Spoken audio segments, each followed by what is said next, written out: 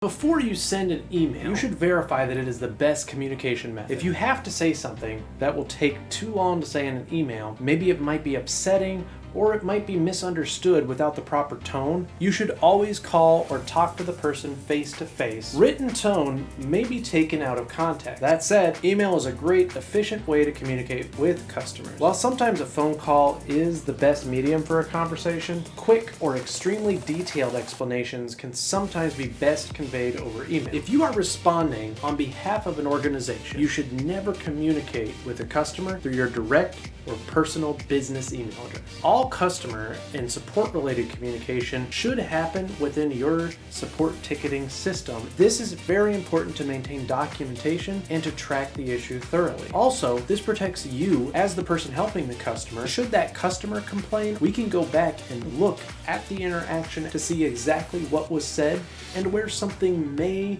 or may not have been misunderstood. Make sure you use a positive greeting. Address the person by name. Tone can't be heard in an email, so stay away from things like sarcasm and jokes. Use a professional tone at all times. You should avoid emojis, colloquialisms, quips, sayings, and memes. Use proper grammar, proper punctuation, and proper spelling. Always review emails prior to sending them. Reread the email, aloud or mumbling to yourself if necessary. Verify that the tone is professional and your sentences are complete. If you have to, ask a coworker or even your manager to review it prior to sending. I've had many of my employees ask me to read over an email to make sure it's clear before they sent it. Always make sure that you have included an official signature. Your email signature must be included on all external communication. Your email signature should not be overly long, too visually busy, contain multiple fonts, dead links, or expired information. Voted best place to work 13 years ago. It might be wise to create